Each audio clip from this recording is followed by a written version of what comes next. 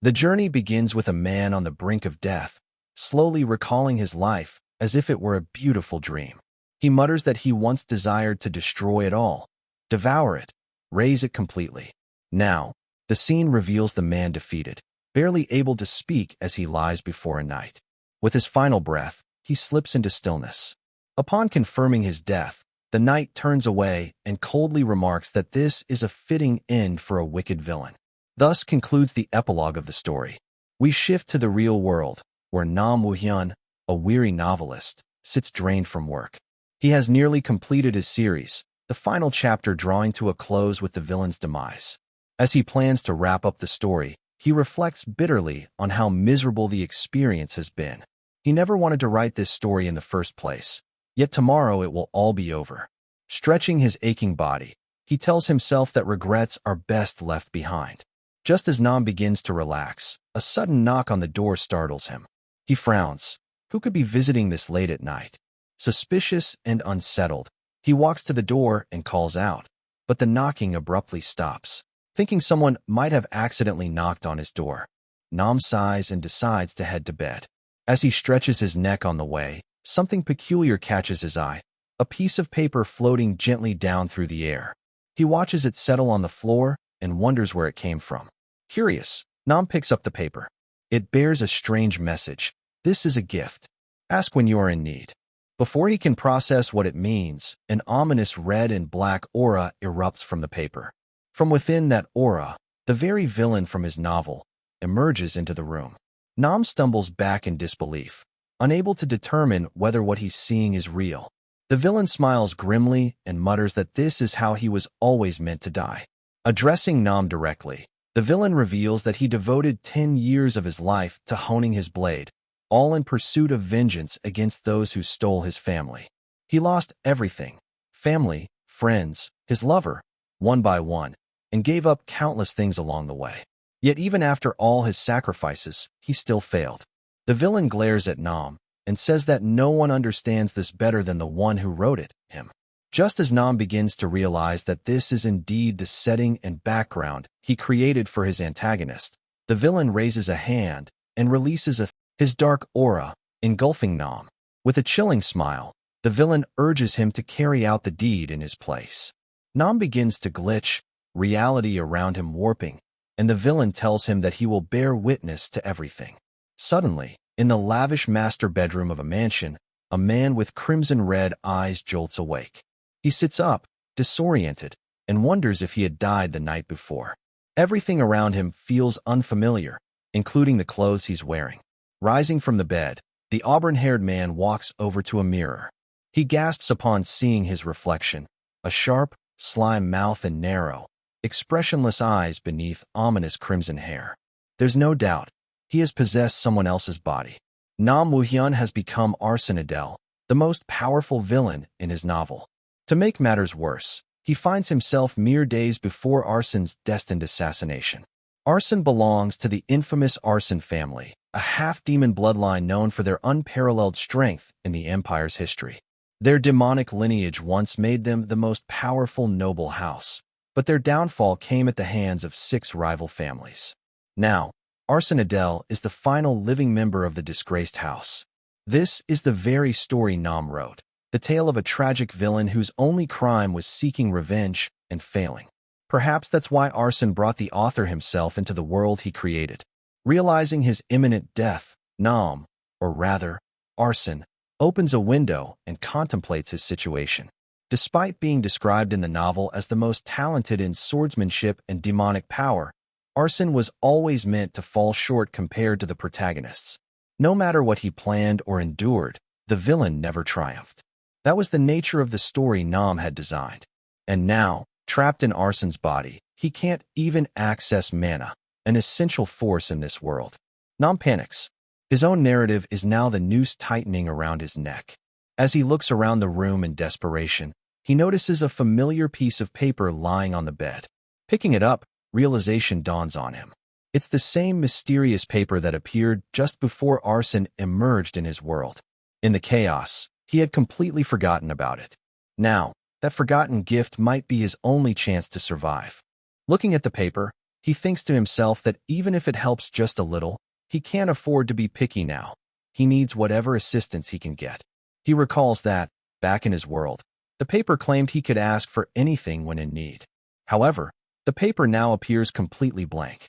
Panic surges through him as he begins to fear that he may die helplessly. Suddenly, text appears on the surface. The paper poses a question. Does he, the creator, know how to use the gift? It also offers two options, yes and no. Seeing that the entity behind the paper refers to him as creator and not Adele, he immediately realizes that the one controlling this must be Adele himself.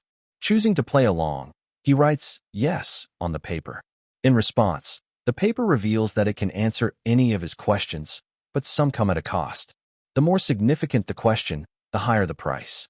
The creator's first question is whether he can return home. The answer is a simple, cold no. He had suspected as much. Thinking ahead, he quickly asks how to properly use mana and Adele's unique traits. Since this question doesn't require any payment, he is enveloped in a soft blue light.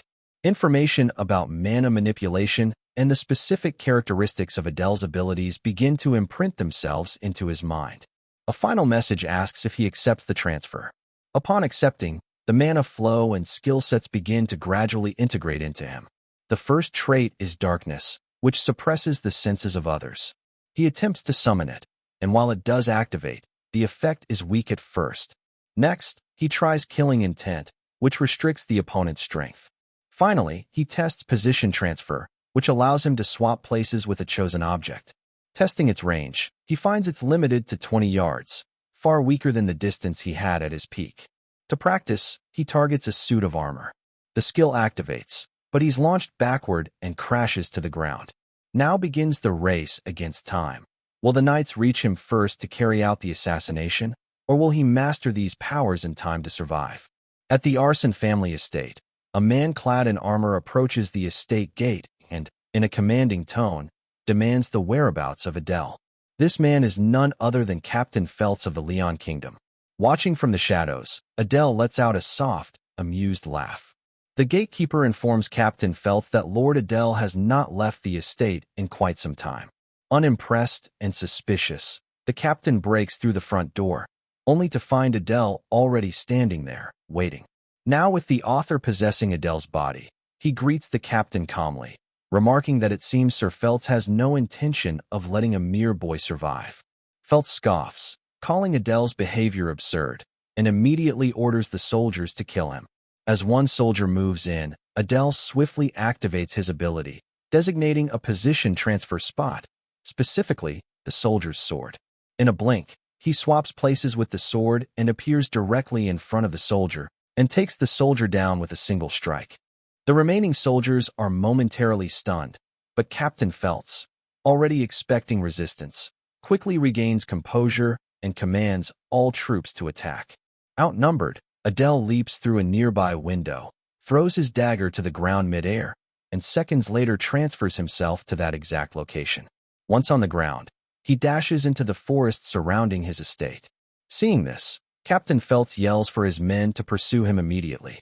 As he races deeper into the woods, the author, now fully inhabiting Adele, thinks that even if he's lucky enough to shake off the knights, his chances of long-term survival are slim. As a last resort, he decides to search for the hidden gate within the forest that leads into the demonic realm. That realm, ravaged by prolonged war with humans, might accept him if he can prove his worth. The biggest obstacle, however, is locating the gate. Adele never had time to prepare in advance, and now he doesn't even know its exact position. Meanwhile, the knights spread out to comb the area, closing in fast. Adele hides behind a tree, holding his breath, but a misstep causes a twig to snap underfoot. Within moments, a massive energy wave from Captain Feltz blasts through the forest. As the smoke clears, the captain approaches and mocks Adele for hiding, cornered and running low on mana. Adele realizes he only has a few skill activations left before he's entirely vulnerable, and he still hasn't found the gate. As a desperate measure, he pulls out the magical paper and asks for the gate's location. The system responds, stating the information costs 100 gold coins or an A-rank artifact or higher. Frustrated, Adele curses the paper, asking how he's supposed to come up with such items while being hunted. Just then, another powerful attack from the captain hits him squarely, launching him into the air. As Feltz approaches, he asks why Adele ran. Was it because he wanted to live? Feltz declares that Adele is going to die here, whether he likes it or not. Lying wounded, Adele grits his teeth and mutters that he has no intention of dying. So Feltz might as well stop trying to be funny. He remembers one last desperate move and decides it's now or never. He staggers to his feet and brandishes his dagger defiantly. Amused by his resilience, the captain comments that Adele really does live up to the name patriarch. In response, Adele sarcastically questions why Feltz is acting so high and mighty, considering it takes a squad of grown men to hunt down a single teenager. He mocks the captain further, suggesting that maybe he should retire and become a nanny. Then he smirks and adds that Feltz would probably need an army for that job too. Irritated by the taunt, Feltz growls that he was going to end things quickly, but now he intends to make it painful.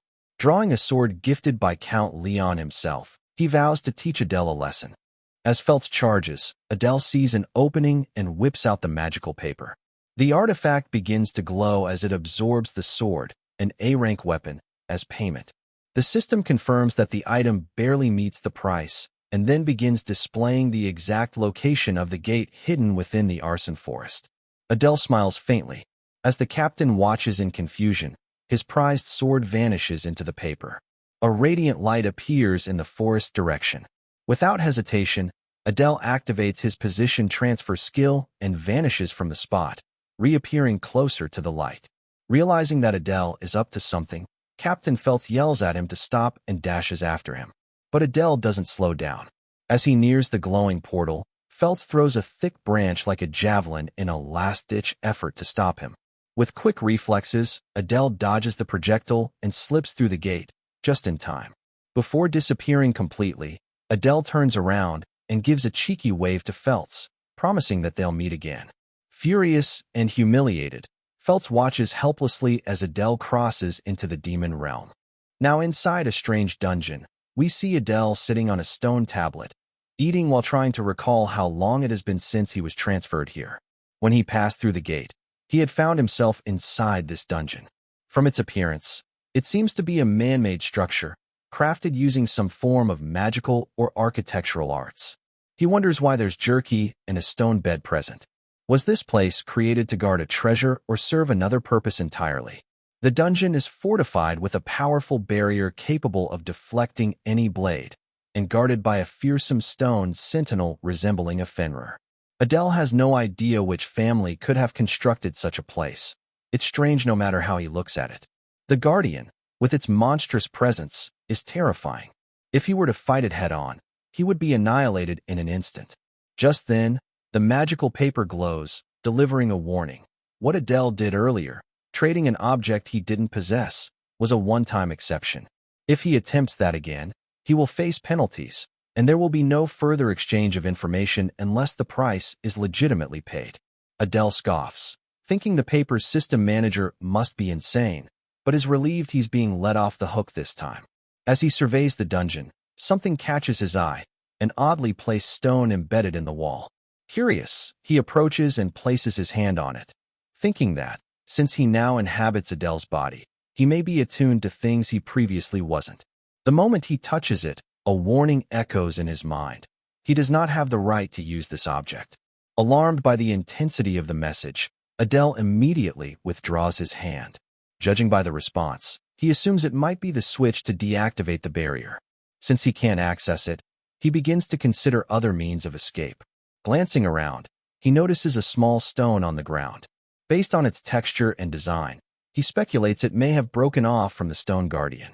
He quickly uses his ability to designate the stone as a target and switches positions with it. He successfully appears inside the barrier while the stone takes his former spot. His plan worked. Before he can celebrate, however, the guardian suddenly appears behind him. It lets out a thunderous roar, startling him completely. The scene transitions to another part of the demon realm. At a noble estate, we witness a scene inside a grand mansion. A maid drops a bucket and is immediately scolded by her superior. Watching the spectacle from the balcony is a noble demon, Greta, the patriarch of the bear's family. He observes the situation with indifference, then quietly returns to his office. Greta reflects on recent events, noting that his daughter is preparing to raid a mid-level hidden domain. Things have been unusually busy around the estate because of it. This raid, if successful, would qualify her to enroll in Saitan, the demon realm's most prestigious academy. Despite his disapproval, Greta knows that she won't heed his warnings. Her motivations are personal. She seeks revenge against the humans who took her mother's life. He sighs, wondering how his delicate daughter will survive in a place filled with ruthless demons. As he contemplates her future, a maid bursts into the room, clearly distressed. Annoyed by her lack of protocol, he glares at her and demands to know what is so urgent that she would dare barge in without permission. Realizing her mistake, the maid quickly bows an apology before reporting that there is an unidentified individual inside the hidden domain. According to their monitoring, no one has officially opened the domain, making the presence of this stranger deeply confusing. Greta narrows his eyes and asks if the intruder's identity has been determined. The maid replies that the person activated a mechanism that can only be triggered from inside the domain, but they have no idea who could have done that. Pondering this, Greta concludes that the most likely explanation is that the intruder was summoned through a war-era gate, a remnant from the great conflict between humans and demons. Assuming the person is a mere human, weak and likely to die soon, Greta casually dismisses the issue. He instructs the maid to focus on preparing his daughter for the raid. Still, a small thought lingers in his mind. If this mysterious guest manages to survive, perhaps he could be more than just a nuisance. He could become a useful pawn in Greta's growing collection. Now back inside the barrier, Adele narrowly escapes being devoured by the wolf-like creature roaming the domain. He realizes just how close he came to death. Even with the barrier still intact, he knows the beast will relentlessly pursue him. Thinking quickly, he recalls that the wolf is made of stone. Inspired, he decides to attempt something new. He designates a transfer point using the stone creature itself. To his surprise, the transfer locks onto the wolf successfully. Instantly, he swaps positions with the beast, placing the wolf inside the barrier and himself outside. The stone wolf, confused and enraged, attacks the barrier, but its efforts are futile as the shield deflects all damage. Adele, knowing the creature will eventually destroy itself trying to escape, takes advantage of the opportunity and runs. Not far ahead, he reaches another barrier. This time, behind it stands a massive, grasshopper-like monster. Noting how the challenges at each level are intensifying, he briefly hesitates. Worried but determined, he repeats the technique, designating and teleporting with the insect-like beast. Once again, the method works, proving his theory. The monsters, although animated, are treated as inanimate objects within this transfer system. After executing a series of similar teleportations, he finally arrives at a grand chamber. From within, a voice echoes, welcoming him for making it this far. Adele freezes, stunned that someone, or something, would acknowledge an intruder so formally. He immediately suspects this is a boss room. Peeking inside cautiously, he sees a Death Knight seated upon a throne.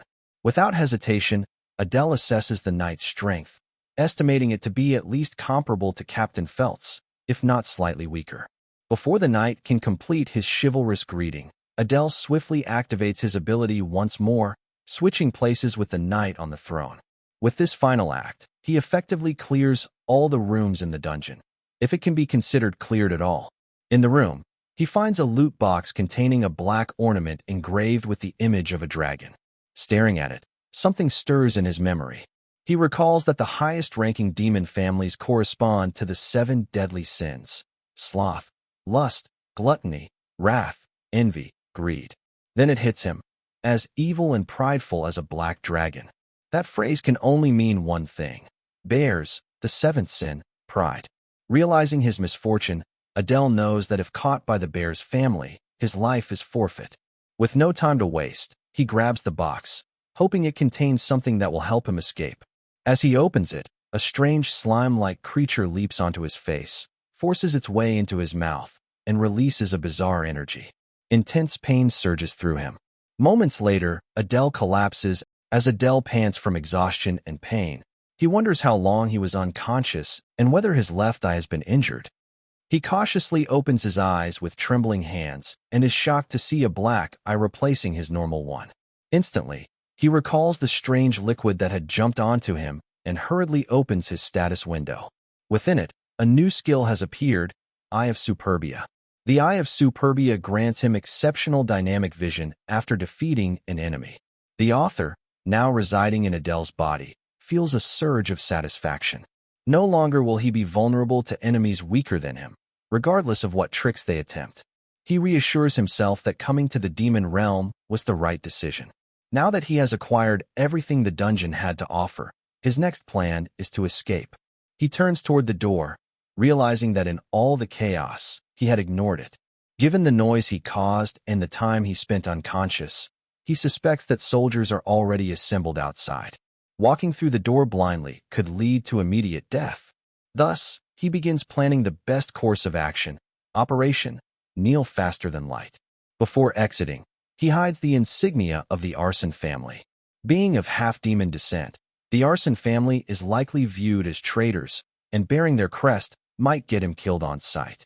Just as he finishes preparing, a knight outside bangs on the door, demanding it be opened for Her Highness. Hearing this, Adele freezes. The reference to royalty makes him think. Perhaps the jerky and bed inside the dungeon weren't left for him after all. Maybe they were intended for participants of a royal trial. Panic rising, he takes out the gift paper, hoping to identify who truly owns the domain. If he has stolen royal property, execution would be a mercy. He asks the paper who is the closest person to him. The system responds that the information has a price. Adele, having nothing else, offers his mana. The system accepts and reveals the name, Renee, the youngest daughter of the patriarch of the Bears family. Immediately, we see Renee approaching the room, taking down the monsters in her way easily. Realizing the domain was set up for her training, Adele understands that the Eye of Superbia was meant to be her reward for clearing it. And now, she, someone powerful enough to slay every beast in the domain, is coming straight for him. As she reaches the final chamber, she defeats the Guardian Knight with a single blow and steps inside. She finds Adele waiting and points her sword at him, demanding to know who he is. Without hesitation, Adele drops to one knee and congratulates her on completing the domain. Suspicious and angry, Renee commands him to explain himself. Adele fabricates a story, claiming that the patriarch sent him as her guardian. He notes that although their eyes met, she didn't recognize the Eye of Superbia, a small blessing. Renee pauses, considering his words. Adele continues, saying he may not look like much, but he is quite skilled. His plan is to leave the dungeon alongside her. Renee lowers her sword slightly, looking down at him. Concerned that she may not trust him, Adele decides to prove his abilities. He uses his position transferability, switching places with his sword to appear directly in front of her. Shocked by his sudden movement, Renee instinctively reacts as Adele grabs her wrist. Trying to win her over, Adele says, "How's that? I told you I'd be useful in protecting you." But Renee, clearly irritated, pushes Adele's hand away and turns her gaze elsewhere. Adele breathes a sigh of relief. She's choosing to ignore his behavior rather than escalate. He quickly asks if they should head out, suggesting that they report to the patriarch right away. He also claims he must leave soon to fulfill other tasks he's been assigned. In truth, he's thinking only about escape. He plans to flee the moment they're out of the dungeon, assuring her he'll return on time. However, Adele once again repeats the same mistake he made during his battle with the stone wolf, talking too much without checking his surroundings. This time, it's not a wolf waiting outside the door, but someone infinitely more dangerous. Standing at the entrance is none other than the patriarch of the House of Pride himself, Greta Bears. Even Renee is visibly shaken at the sight of her father. Adele turns pale as he realizes who he's just been bluffing his way past. Bears is astonished by the developments unfolding before him, while Adele, realizing that Bears is none other than Renee's father, feels a deep fear rise within him. He believes Bears will kill him the moment he discovers that he possesses the Eye of Superbia. Yet, to his surprise, Bears remains still. Adele wonders why he hasn't taken any action yet. Bears calmly asks his daughter if she successfully cleared the domain. Overwhelmed in her father's presence, Renee nods and replies affirmatively. Satisfied with her answer, Bears instructs both of them to follow him. Adele, still on edge and unsure of Bear's intentions, obeys but subtly scans his surroundings for any possible escape route. Deep down, he knows evading them is next to impossible. With nothing left to offer the gift paper and no tools at his disposal, he has run out of options. He follows them back to the mansion silently. Upon arrival, Bears orders all soldiers to return to their quarters. The troops bow respectfully and promptly follow his command. Bears then instructs Adele to wait outside, saying he will be summoned shortly. For a moment, Adele wonders if this might be a chance to flee, but he quickly notices hidden guards watching him closely from the shadows. Escape is clearly not an option. Inside Bear's office, he informs Renee that she has completed the final task assigned to her. He asks if she still insists on entering the training facility. Without hesitation, Renee replies that she must, no matter the cost. Bears leans back for a moment before asking her opinion about him. Renee thinks back to Adele's quick movements and confidently states, "He is strong." Intrigued by her words, Bears rises from his seat and tells her that, having completed all tasks, she is now officially permitted to enroll in the Demon Academy Saitan. Overjoyed, Renee thanks her father sincerely. Meanwhile, Bears privately reflects that, although he thought Adele would die in the domain, not only did he survive, but he also claimed the Eye of Superbia. With even Renee vouching for him, Bears concludes that Adele might be a useful pawn after all. Outside, Adele continues to wait, quiet, alert, and ready. Adele is escorted into the estate by a demon guard. Upon reaching the Patriarch's office, the guard announces that he has brought Adele. Bears, seated imposingly behind his desk, glares at him with a menacing expression. Adele, nervous but composed, wonders what the Patriarch might be thinking. Gathering his courage, he asks why he was allowed to live. In response, Bears intensifies his aura, overwhelming the room, and remarks coldly that Adele has done a good job fooling his daughter. The pressure from Bear's aura forces Adele to his knees, but he manages to speak through the strain, declaring that Bears has no intention of killing him. Amused, Bears smirks and withdraws his aura. As Adele slowly regains his footing, Bears compliments his quick wit and then asks for his name. Adele provides it, deliberately omitting his family name. Without warning, Bears uses magic to levitate Adele and place him on the desk in front of him. Startled, Adele asks what Bears intends to do with him. Bears instructs him to open his mouth. A small, shadowy dragon, resembling the slime from earlier, emerges from Bear's chest. He tells Adele that he will do the same as he told his daughter, serve as her guardian. The shadow dragon slithers into Adele's mouth. As it enters, Bears warns him that if he harbors any betrayal, the creature, infused with deadly poison, will kill him instantly. With that, Bears turns and exits the room, stating that preparations for Adele's quarters will begin soon and he should wait until summoned. Adele, coughing violently, finally stabilizes. Bears permits him to leave, and Adele departs, still recovering from the ordeal. A soldier leads Adele to his quarters. As they walk, Adele reflects on how quickly he has become part of the household, solely by Greta's will. Though grateful for being deemed useful, he suspects he's merely a pawn. Still, being acknowledged by such a powerful demon might be beneficial. Adele shifts his focus to the immediate concern, removing the poison inside him. Using his ability, he targets his heart, and it works. The dragon slips out, having been embedded near his core. He shudders at the thought of what might have happened if he'd misjudged the spell and removed his actual heart. He decides not to kill the dragon, realizing Greta would likely sense its death. The creature stirs, waking from the sudden loss of mana. Quickly, Adele feeds it a bit of his energy, lulling it back to sleep. Exhausted, Adele opens his status window. His position transfer skill has leveled up, but the increased mana cost worries him. Due to the suppression placed on him, his total mana pool is now minuscule. As he considers how to expand it, he recalls a method that might work. The next scene shifts to Renee, clearly displeased, while Adele is deep in thought. It's the third day of his service as her guardian. Despite their time together, she remains cold and distant. As the author of her story, Adele understands why. Her mother had been slain by humans. Once a bright and cheerful child, Renee had since become hardened and withdrawn. Even Adele, despite writing her backstory himself, can't help but feel sympathy for her. While they are strolling through the estate grounds, a guard approaches and informs them that the patriarch has summoned them to his office. As they walk, Adele suspects the meeting will involve Renee's potential admission into Seitan, the Demon Realm's elite academy. Although she earned the right to attend by clearing the domain, her father may still refuse. Inside the office, Bears tells Renee that Seitan Academia is no ordinary place. It is a battlefield. With her current abilities, she wouldn't last long, let alone achieve the revenge she seeks for her mother. Renee clenches her fists, visibly frustrated, and Adele feels awkward, sensing that this is a personal family matter. Then Bears adds one condition. If Renee takes Adele with her as her guardian, he will grant her permission to attend.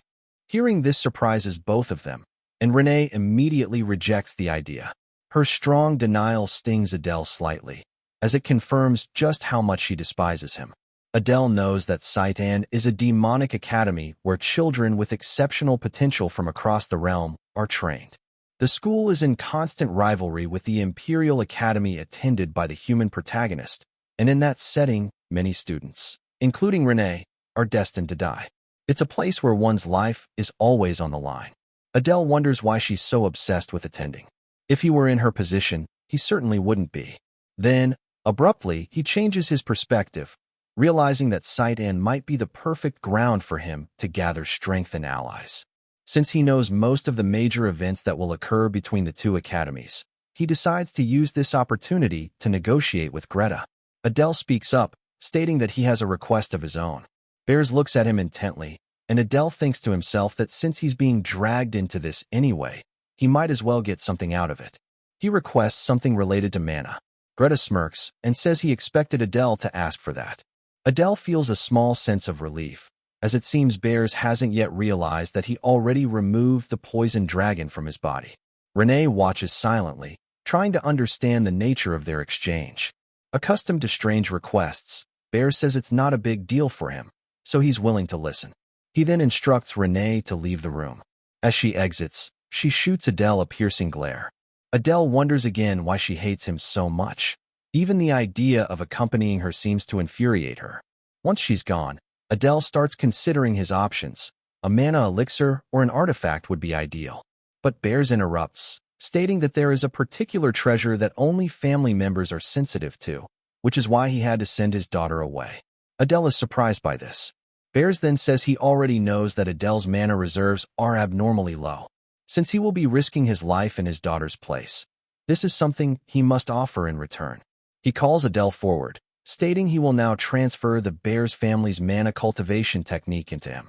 The creator within Adele is stunned by the mention of a cultivation technique. Greta begins chanting an incantation, invoking the demon god of pride. His words seem to directly request the god to guide his servant, not to test him with destruction, but to offer trials that will allow him to grow. If he succeeds, Greta prays that the name of the god will be glorified even further. After the spell is cast, a violet aura engulfs Adele as he pants, struggling to stabilize himself. Bears observes him carefully and comments that most people would lose their sanity just by hearing that specific enchantment, yet Adele remains composed.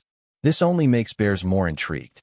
He explains that the cultivation technique now implanted within Adele will allow him to connect directly with the demon god, enabling him to receive mana from the deity himself. This will resolve the problem of Adele's slow and limited mana regeneration. Shocked at the source of his new power, Adele begins to ponder its implications. Before he can gather his thoughts, Bears remarks that Adele's bloodline seems to resonate with the essence of the 7 deadly sins, something even he did not expect. However, Bears adds that origin doesn't matter, nor does it concern him whether Adele is a spy or not, since the poison worm embedded inside him will ensure his loyalty. He smiles victoriously as he says this. Hearing about his potential connection to one of the elite demon families, Adele grows uneasy. As the creator, he doesn't recall writing any such background for the original Adele. If this truly is part of the past, it must have been hidden or overlooked. With that, he is dismissed from the room and quietly leaves. Later, in a secluded part of the forest, Adele sits on a large stone and begins to meditate. He chooses this isolated spot to train, fearing that an unstable mana flow could harm others nearby. As he meditates, Dark energy begins to envelop his body. He initiates a chant to connect with the demon god. Though he knows that doing so will sever his link to human mana and transform his core into one aligned with demonic power, he sees no other path forward. Given his current situation and the trials ahead, he has little choice. He succeeds in summoning the demon god's consciousness, but the god immediately refers to Adele as a mongrel, catching him off guard. The god continues analyzing Adele's bloodline and concludes that he doesn't carry the lineage the god anticipated. Instead, he senses the taint of a traitor. Despite the overwhelming pressure, Adele gathers the courage to ask if he is truly in the presence of the demon god. The being responds that he is, indeed, the one known outside this realm as the god of pride. Shrouded in crackling energy, Adele asks whether the god intends to kill him. The god of pride answers that if that were his intention, Adele would already be dead. For reasons even he cannot explain, he feels a sense of kinship with Adele. The god notes that Adele bears the same scent of sin, the same corrupted essence. With that, the god of pride decides to bestow Adele with a mark, symbolizing the path he is about to walk. A glowing symbol begins to form on Adele's hand, expanding slowly across his body. The god informs him that this mark signifies permission to use divine magic and power, but warns him not to lose his composure in the face of pride.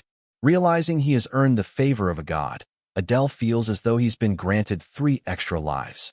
The mark, which will soon spread over his entire body like a tattoo, fills him with excitement, until he senses someone watching him.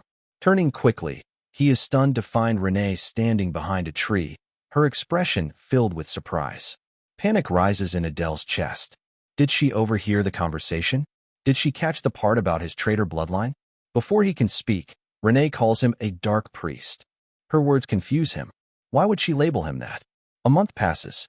Since receiving the status upgrade and the mana cultivation technique, Adele's strength has increased dramatically.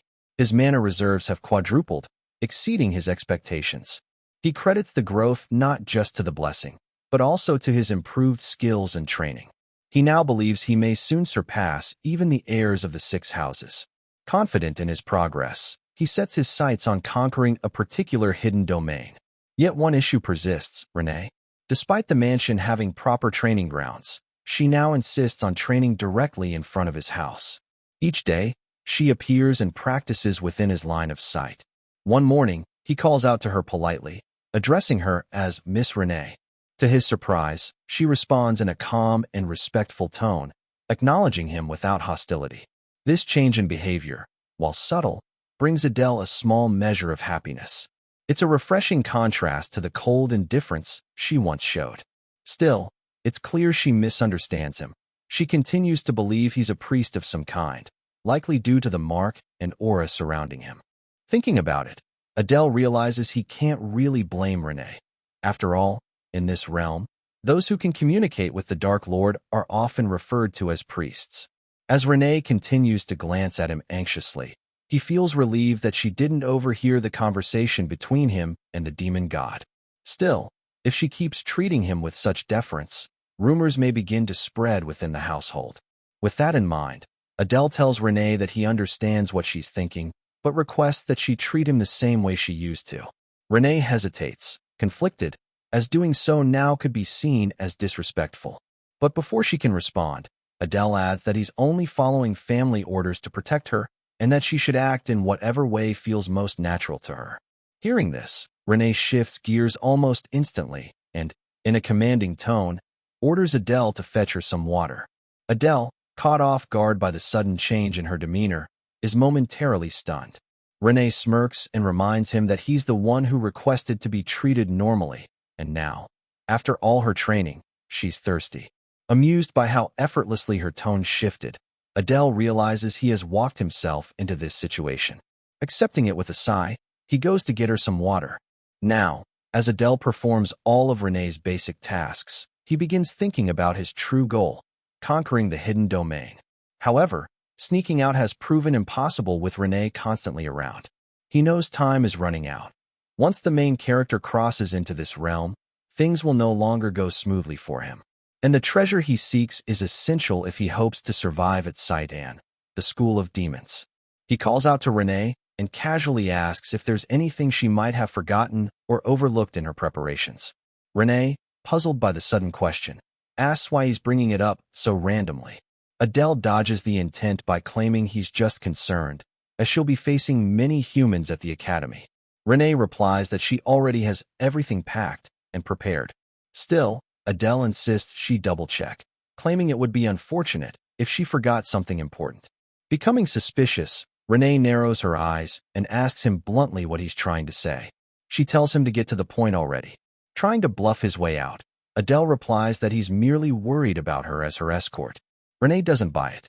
She calls him a liar and directly asks what he's planning to do behind her back.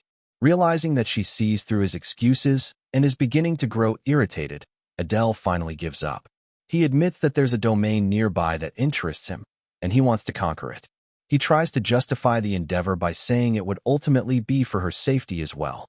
Renee remains silent, thinking it over, while Adele silently prays that she will allow him to go. After a brief pause, Renee suddenly says that she just remembered something she forgot.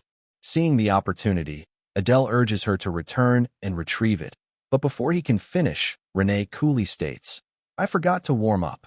Her response leaves Adele completely confused. When he asks what she means, Renee slides her sword back into its sheath and looks at him with calm determination. She tells him that she'll be joining him on his raid into the domain and that they can clear it together in one day if it's close by. Her declaration catches Adele entirely off guard. Before he can even try to talk her out of it, Renee demands that he lead the way. With no room left to protest, Adele finally tells her that the domain they're heading toward is none other than the domain of the undead. The domain of the undead, once ruled by a powerful necromancer, had long been abandoned and forgotten, left to decay after the necromancers were eradicated in the war between humans and demons. Over time, it became overrun by wraithified soldiers, remnants of ancient magic left to fester. Upon hearing the name, Renee comments that even she is familiar with that domain. Adele studies her reaction, noting the tension in her voice and the unease on her face. From her unsettled expression, he estimates that the domain must now be classified as at least a mid to upper level zone. The number of undead soldiers likely grew during the years of neglect, making it a much more dangerous place than it once was. Time is short, and Adele knows that tackling the domain alone would be inefficient. He realizes that bringing Renee along could increase his chances of success. However, there's one major problem. Sneaking out of the mansion together would be a significant risk. If they're caught, Greta will personally deal with the consequences. Weighing the danger, Adele tells Renee that if it's too much for her at her current level, she should stay back. He warns her that if the head of the house finds out, he won't show mercy. In response, Renee smirks and tells him to follow her, revealing that she knows a secret way out. At one of the outer gates of the estate, there's a hole in the wall, just large enough for someone to slip through. It's a hidden escape route known only to a few. Adele, mildly surprised, comments on how familiar she seems with the area. Renee ignores the remark, giving him no explanation. From her silence, Adele guesses that she's had plenty of practice sneaking out before. With that, they both slip out of the mansion, heading straight for the domain. Traversing a mountain range on foot, both begin to show signs of fatigue. Adele finally asks how far they have left to go. Renee appears surprised. She assumed Adele already knew the way. Thinking quickly, Adele explains that he never had a reason to leave the estate before, so he's unfamiliar with the surrounding terrain. His answer seems to satisfy her, masking the fact that he's not actually from this realm. Renee assures him they're nearly there. Eventually, stepping over broken stone and debris from ruined structures, Adele declares that they've arrived. The area is nothing but rubble. Surveying the destruction, Renee curses in her own demonic dialect. Her reaction reminds him that he must keep his arson bloodline a secret at all costs.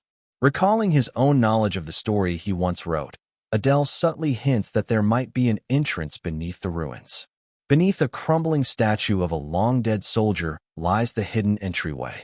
Underneath it is a stairway. Spotting it, Renee steps forward to take the lead, naturally falling into her role as the primary attacker. As they descend the staircase, dim magical lights begin to flicker to life along the walls, illuminating the path downward. After a short descent, they reach the heart of the domain, a massive, decaying mansion. The atmosphere is far darker than the previous domain they'd explored in the bear's estate. Drawing their weapons, he and Renee steel themselves as they step into the battlefield. The moment they cross the threshold, undead soldiers begin clawing their way out of the ground, one after another. In mere seconds, Adele and Renee are completely surrounded. Calm under pressure, Adele calls out, "I'll leave the rear to you." And Renee responds without hesitation. Enchanting her blade with mana, she charges forward and takes down dozens of undead with a single strike. Watching her fight with ruthless efficiency, Adele feels reassured. Bringing her was the right call. While keeping the undead at bay, he searches for the necromancer, knowing that the caster is likely hiding at the back of the horde. As he fights, he studies Renee's raw strength and resolve, silently promising himself to catch up to her one day. As the battle rages, the tide seems to turn in their favor. The number of enemies dwindles, and both begin to gain ground. But just when victory seems close, the defeated undead begin to rise again. Caught off guard, Renee falters slightly. Suddenly, a deep, chilling voice breaks through the chaos. "How bold of you to come here without fear." One of the undead steps forward, not just another risen soldier, but the necromancer himself, cloaked in shadow and exuding a suffocating aura. He lifts his hand, commanding the undead army with a single gesture. Realizing the true threat has emerged, Adele immediately rushes toward Renee. "They're coming back again," she calls out as more undead claw their way out of the soil. The necromancer's voice echoes once more, ordering his forces to kill the intruders. Adele informs Renee that the continuous revival of the undead is due to the necromancer, and the best course of action is to fight and push forward without stopping. Renee is momentarily surprised by the brute force approach. As Adele takes down one of the undead, he reassures her that he has a better plan to deal with the horde more efficiently. Trusting in Adele's confidence, Renee charges up and begins rushing toward the necromancer. As the undead soldiers try to block their advance, Adele focuses on closing the distance between them and the necromancer. He knows that the best way to end this is by destroying the magical orb the necromancer is holding.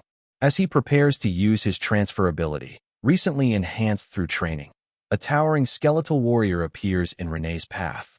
For a moment, Adele grows concerned, but Renee effortlessly slays the giant in a single strike, clearing the way, and Adele sees an opportunity.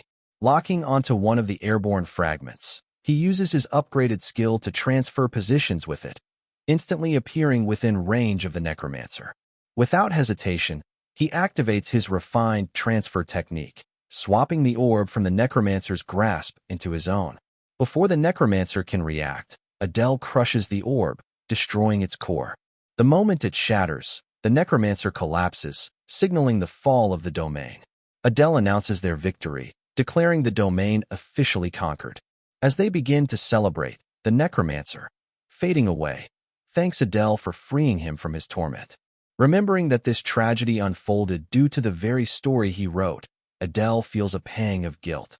He silently wishes peace for the souls who suffered here. Just as he is lost in thought, Renee calls out to him and asks if there's anything left to do. Snapping back to reality, Adele responds that all that remains is to collect the rewards left within the domain. As he turns to the treasure chest, Adele can't help but feel a surge of excitement. He's finally about to obtain the item he came for. Fong of Darkness, a dagger forged from dark steel in the demon realm, converts darkness into mana, enhancing both sharpness and speed in low-light environments. Alongside it lies the Eternal Full Moon, a ring-type artifact that enhances mana sensitivity and absorbs moonlight to amplify magical control. Adele picks up the dagger, knowing it will allow him to fully maximize his traits aligned with darkness. As for the ring, he considers it unnecessary for the time being, so he decides to offer it to Renee. He asks her if he may keep the dagger in exchange for giving her the ring. Renee agrees with a soft smile, sealing the deal. Without thinking much of it, Adele gently takes her hand and slips the ring onto her index finger. Renee blushes, visibly surprised, though Adele doesn't quite understand her reaction. He casually dismisses it, thinking it might be some demon world custom he's unfamiliar with. Perhaps placing rings on fingers carries symbolic meaning. Adele asks Renee how the ring feels. Still slightly flustered, she doesn't respond right away. But as the artifact's effects begin to activate, she starts to feel a surge of clarity and control. She looks at the ring, clearly impressed. Seeing her pleased, Adele is glad it suits her. Caught in the moment, he then tries to sneak all the gold from the domain, claiming it as a just reward for defeating the boss. However, before he can finish hoarding it, Renee's sword is suddenly at his neck. Calmly, she tells him the treasure will be split evenly, down to the last coin. After cleaning up the domain, the two return to the estate. They arrive before dinner and manage to squeeze in some mana training. Adele even runs a few errands for Renee. Another month passes in the blink of an eye. During that time, Adele makes significant progress. His mana capacity now ranks at the mid-tier level within the realm. A few days later, Greta summons both of them. It is time to depart for the Seitan Demon School. Adele mentally prepares himself. It's finally happening. According to the plan, they'll first head to the capital and take the entrance exam required for academy admission. Greta asks if all preparations have been made. Adele confirms that everything is ready. Greta instructs them to leave, stating that he doesn't believe in sentimental farewells. Renee simply bows and walks out, while Adele follows, casually saying he'll be accompanying Miss now. To his surprise, Greta calls out to him one last time. "I hope you'll do well," he says. Adele pauses, offers a grateful smile, and then exits. As the carriage departs, Adele happens to glance back at the estate and notices Greta watching them from a window. He realizes that the patriarch's earlier coldness was only an act. Despite his rough demeanor, even a demon can have soft feelings for his child. Comforted by the warmth of that moment, Adele steels his resolve. He must achieve his goals, no matter what lies ahead. The journey is long and bumpy. Along the way, Adele notices that Renee hasn't said a single word since they left the mansion. He begins to wonder if he did or said something wrong. As he turns to glance at her, Renee suddenly meets his gaze. Calmly, she tells him that at first, she really disliked him. He always seemed suspicious and strange. But now, she thinks he's starting to look a little better. Adele, confused by the sudden openness, awkwardly tries to change the topic. Judging from his reaction, Renee quietly concludes that neither his words nor actions carry much weight. He doesn't seem particularly strong either. She silently questions whether he truly is a priest. Adele, meanwhile, grows increasingly anxious under her silent stare. Why is she looking at him like that without saying anything? For now, Renee dismisses the priest theory. After all, she saw him communicate with the demon god directly. There's no need to overthink it further. Her gaze falls upon the ring on her finger, the one Adele gave her in the domain. She blushes again. In the demon realm, that specific act carries weight. When someone of the opposite gender places a ring on another's finger, it's known as an eternal vow. It symbolizes a bond, one that isn't easily broken. The only thing that puzzles her is that Adele never said anything when he did it. What kind of vow had he made? She wants to ask, but her pride keeps her silent. Lost in thought, she snapped back to reality when Adele informs her that they'll be arriving an hour earlier than expected. She quickly turns her face away. Concerned, Adele asks if he's done something wrong. Renee cuts him off curtly, saying, "I'll be taking a quick nap." Finally arriving at the capital city of the demon realm, Adele takes in the sights with wide eyes. As it's his first time in a demon city, he instinctively compares it to human settlements.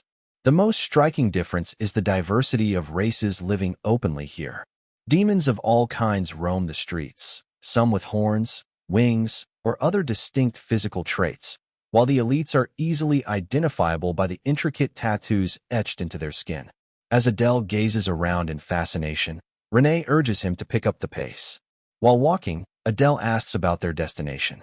Renee informs him that the entrance exam will take place in a few days, but they need to register for it in advance. Adele suggests that they explore the city together since they have some free time, but Renee promptly declines, saying she has no interest in sightseeing. Feeling slightly rejected, Adele falls silent. When he tries to continue the conversation, Renee quickly shuts him down, insisting that they focus on registration first. Adele reflects that, according to her story, Renee hasn't left the estate much since her mother's death. He had hoped she might welcome the chance to experience the city, but it seems she's not ready. When they arrive at the gates of Seitan Institute, Adele is stunned by its sheer scale. To him, it looks at least 3 times larger than any human university. At the registration table, an administrator finishes with the person ahead of them and calls for the next in line. As Adele steps forward and makes his request to register, the staff member immediately eyes him suspiciously and demands to know what he is, noting that he doesn't look like a demon.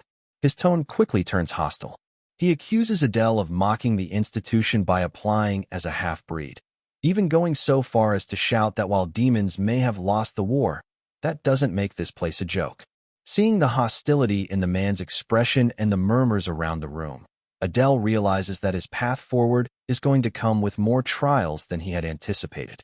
The receptionist at the exam entry desk begins arguing with Adele, blaming his kind for the demon's loss in the war. Just as the situation is about to escalate, Renee steps forward and demands to know what's going on. The receptionist catches sight of her horns and instantly recognizes her as one of the heirs of the House of the Seven Deadly Sins. His tone shifts immediately, and he asks for her details for the examination. Renee calmly states her house and family name, adding that Adele is her personal guard and will be entering the exam alongside her. Upon hearing this, the receptionist begins noting their information, but not without a mocking remark. He snidely comments that the elite House of the Seven Deadly Sins must be in decline if they're accepting low-blooded half-breeds into their ranks. That comment finally pushes Renee past her limit. Her eyes flare with anger as she issues a chilling threat.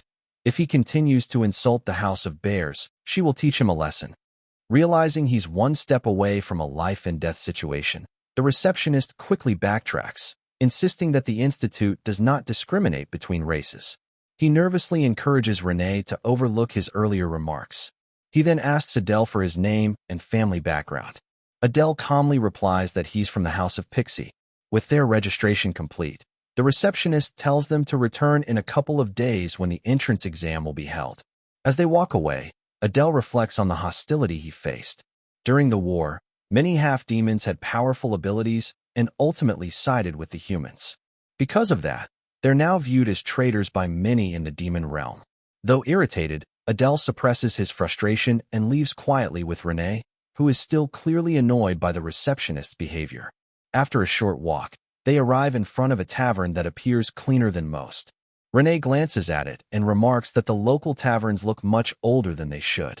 Though she doesn't say much, her expression speaks volumes. Sensing her discomfort, Adele gently reassures her, noting that they'll have to make do with limited funds. They were given 10 gold coins by the Bears family, which won't last more than a month for both of them. Knowing that the family has been struggling financially since the war, Adele doesn't even consider asking for more. Turning to Renee, he suggests they check in. At the tavern's reception desk, Adele asks the innkeeper if there are rooms available for 2 people for the next 2 days. Renee remains silent, looking off to the side as the discussion unfolds. The receptionist nods and confirms that rooms are available, then casually asks if the 2 of them would like to share a room, as the guest before them had done. The question flusters Renee immediately. Her face turns red. Before she can say anything, Adele quickly responds, requesting 2 separate rooms. The receptionist hands Adele the keys and informs him that the cost for 2 rooms, including food, will be 2 gold coins for 2 nights. As Adele pays, he mentally converts the price into his home country's currency, roughly 200,000 won. To him, it's a fair deal. Renee heads upstairs to rest, and Adele calls after her, wishing her a good night and promising to bring their luggage up shortly. She nods and tells him to rest as well before disappearing up the stairs. Adele thinks to himself that, having grown up in a grand mansion, this might be Renee's first time sleeping in a place like this. He hopes she adjusts quickly.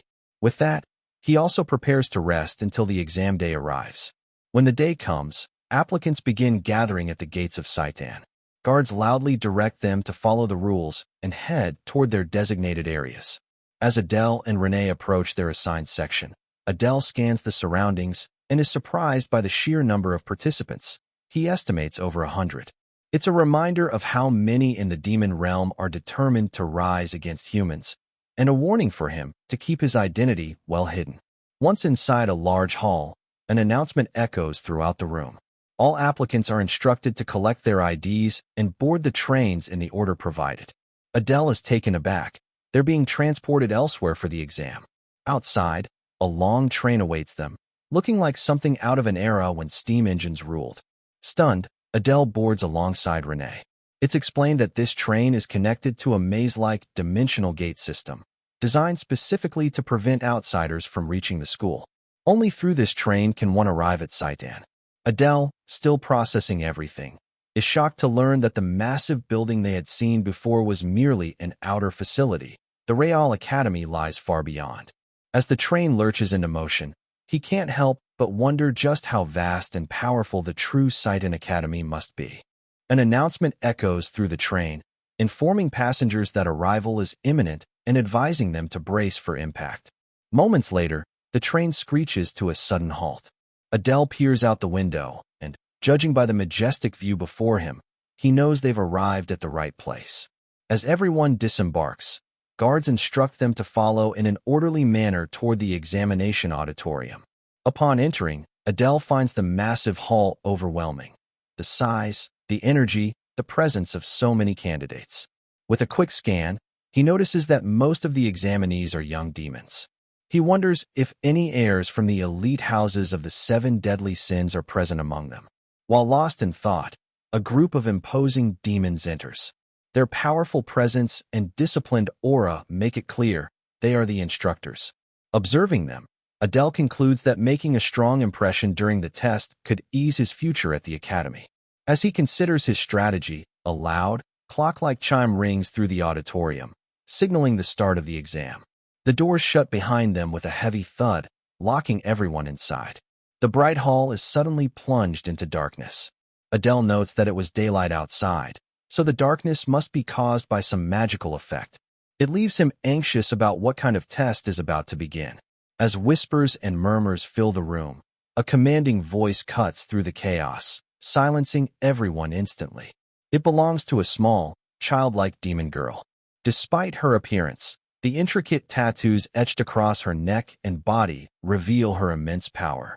With mana swirling around her like wind, she addresses the room full of what she calls brainless and idiotic fools and welcomes them to Saitan. She declares that she's eager to see how many of them are ready to die this year. The sheer weight of her mana causes Adele to struggle for breath. As he instinctively moves to shield Renee, she tells him to focus on the test. His survival should be the priority. Within seconds, the pressure intensifies. Students begin choking, collapsing one after another under the unbearable stress. The instructors exchange glances, remarking on the headmaster's twisted approach, but they acknowledge its importance. This is the mental endurance test, and it is designed to determine which students can withstand psychological interrogation and torture, especially in the event of capture by humans. Physical strength is useless without mental resilience. The test is led by none other than Headmaster Lucien herself. After 5 grueling minutes, most of the candidates have fallen. Only 8 remain standing. The instructors comment that while the overall number of applicants has risen, they didn't expect this many to endure. Still, the percentage of survivors has improved by 40% compared to the previous year, an encouraging sign. Among the remaining candidates are the heirs of the 7 deadly sins, just as expected. But what catches the instructor's attention is Adele, a nameless candidate not from any known noble family. Yet, he's still standing. Just as they assume he's about to collapse, they notice something strange. Adele begins to radiate a menacing aura, his presence turning dark and sharp. A wave of killing intent floods the room, shocking even the headmaster and instructors. They had underestimated him. One instructor immediately labels him a threat and considers eliminating him on the spot.